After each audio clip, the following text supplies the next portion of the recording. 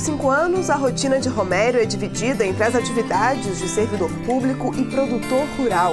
A área é pequena, pouco mais de 10 hectares, mas o investimento deu tão certo que hoje ele emprega 12 pessoas que têm trabalho o ano inteiro.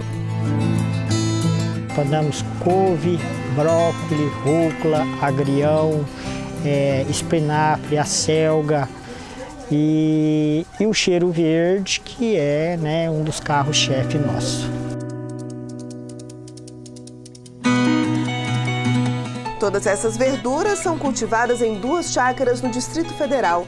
A região é conhecida pela seca rigorosa, que dura no mínimo 3 meses por ano. Diante desse cenário, os investimentos em irrigação são obrigatórios para qualquer produtor. Se for em hortaliças, é impossível produzir sem irrigação.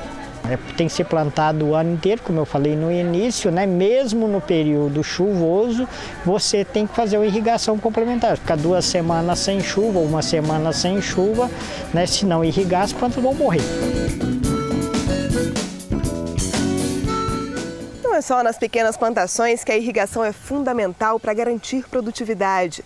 No caso do Brasil, nos últimos 50 anos, essa forma de simular a chuva permitiu que o país desse um salto na oferta de alimentos. Um avanço que também trouxe preocupações.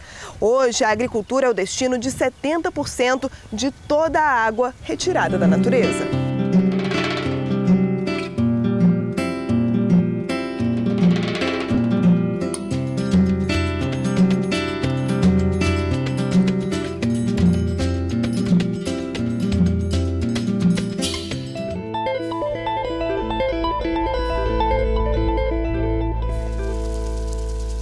O aumento do consumo de água no campo aconteceu no momento em que o mundo se deu conta de que os recursos hídricos disponíveis estavam diminuindo.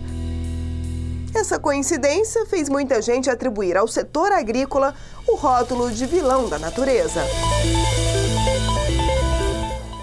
A gente entende que a prioridade da água é para o consumo humano, mas o grande poluidor da água é a cidade. Quem entende do assunto garante: considerar perdida toda a água usada na produção de alimentos é uma visão ultrapassada. O que quer dizer perder aí? É ela evaporar ou infiltrar e ir para o lençol. Mas para a natureza isso não é perda. Se evaporou, vai voltar como chuva daqui a pouco em algum lugar. Se infiltrou, é água subterrânea, vai ser utilizada em algum ponto. Então a tendência é a gente falar que consumiu, mas ela está sendo usada por uma parte da natureza. Mas se ainda assim a intenção é economizar recursos naturais na hora de fazer a irrigação, o melhor modelo é o do gotejamento.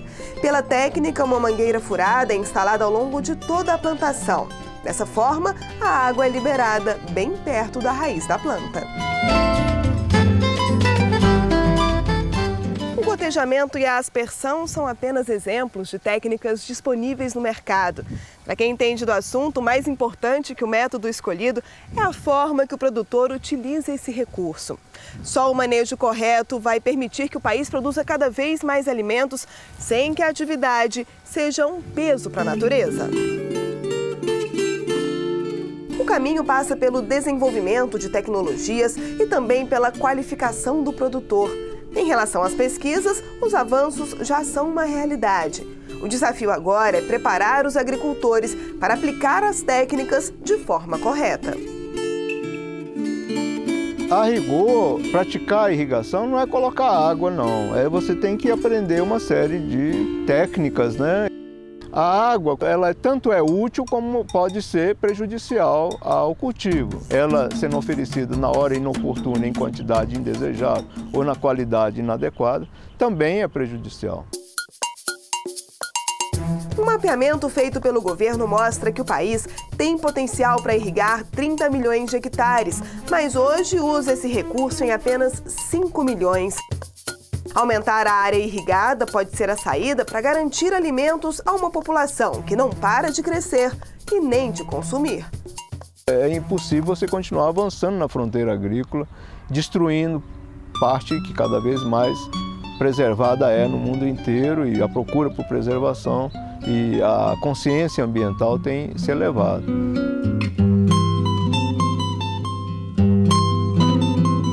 Então veja as diferenças e o potencial que existe aqui dentro e a responsabilidade que nós temos em fazer um bom uso dessa água, um bom uso de todas as técnicas.